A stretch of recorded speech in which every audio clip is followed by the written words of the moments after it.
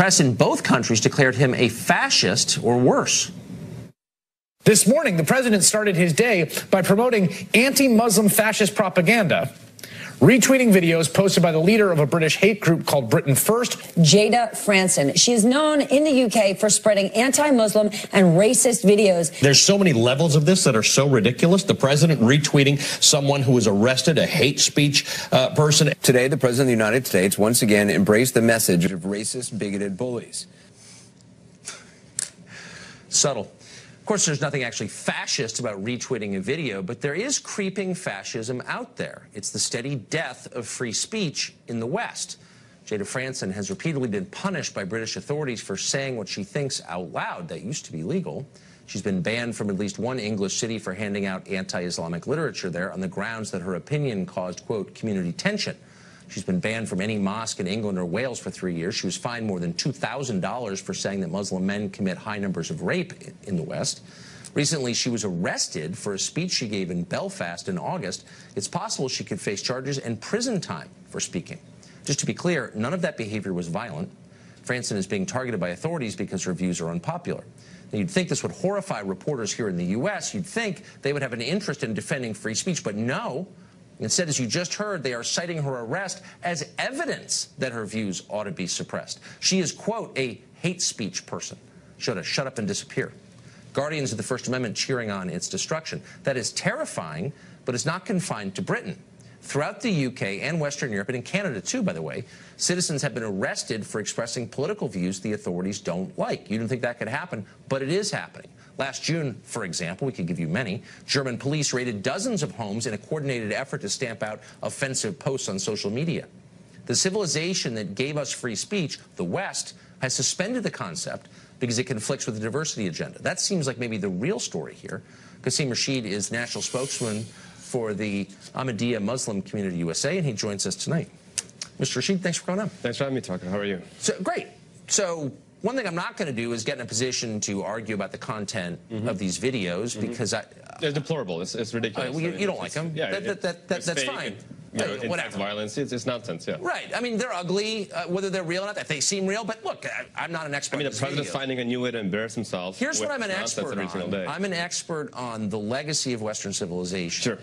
And its main legacy is the freedom of speech. You get to say what you think is true, period. And that's not the case in Europe and Canada, as you know, thanks in part to pressure from Muslim groups. No, I don't think that's true. Well, actually, it's literally true, and it is now a crime, as you're seeing in the cases I just mentioned, to offend people. It's literally a crime in the UK to offend people, to alarm or distress. That's the Public Order Act 1994. You can go to jail for that. Sure. Will you support that?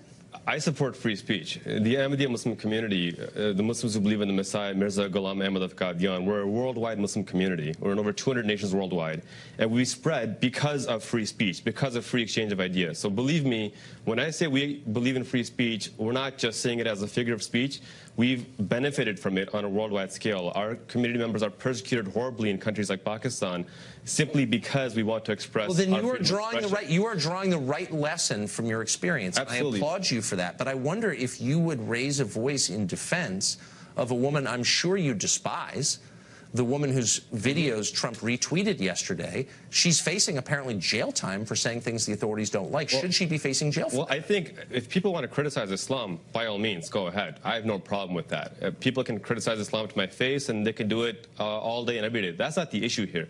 The issue here is we have a situation around the world where, for example, in the United States, hate crimes are at a 20-year high against Muslims. Right. In a country but is expressing dislike of a religion or of a person or of an idea. Nothing wrong with expressing dislike. But in Europe, that qualifies as a hate crime. I'll read you the statute. No, I've read the statute. I know. Yeah, there are a couple of them. But what we saw here was a woman who claimed that these are Muslim migrants coming up and beating up a poor Dutch boy, inciting racial tensions, inciting violence. So, what I don't want to do... Wait, hold on. So you are actually... Because I want to pin you down, and I want you to be slippery with me. No, I'm so you're saying that she's inciting violence, so she is guilty of a crime. What I'm saying is that when you promote deliberate false information against an already marginalized minority, just like somebody promoting myths about she Jews... should be charged. So you're actually not for free speech. I'm totally I almost for fell free for speech. that for a second. I'm for free speech. No, but what she's saying is here's a video of something. Maybe she's wrong in the way she describes it, but you're saying what she did is a crime. No, what I'm saying is that when somebody promotes Nazi ideology in a country where Nazis have mass murdered millions of people,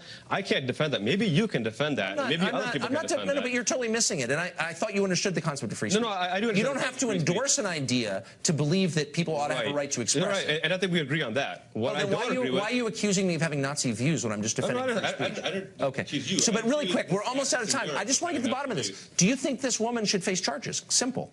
For promoting violence, yes. If it's just criticizing Islam, no. Nobody should face... But she's not promoting violence. She's showing a video you don't like. She's promoting Nazi ideology. Oh, okay, so you're not for free speech. I'm sorry. I almost fell for the I'm for free speech. Oh, okay, so that's not allowed. All right. What you call Nazis should be banned. I mean, I like my Jewish friends. I don't want them to be killed by Nazis. I don't. I hate the Nazis, but people have a right to say... Not defending the Nazis. I'm defending speech. No, we're not, because you're opposed to free speech, and I'm glad I got it out of you. I'm opposed to Nazis. Oh, right, okay. Got it, yeah. Big Nazi, okay. President Trump and Britain's Prime Minister Theresa May in a war of words over some recent tweets by the president. The president has come under fire after he retweeted anti-Muslim videos originally posted by a far right-wing British group.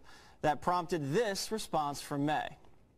The fact that we work together does not mean that we're afraid to say when we think the United States have got it wrong, and to be very clear with them. And I'm very clear that retweeting from Britain First was the wrong thing to do. As you can imagine, that didn't sit too well with the president. He fired back with this tweet, quote, Theresa May, don't focus on me, focus on the destructive radical Islamic terrorism that is taking place within the UK. We are doing just fine.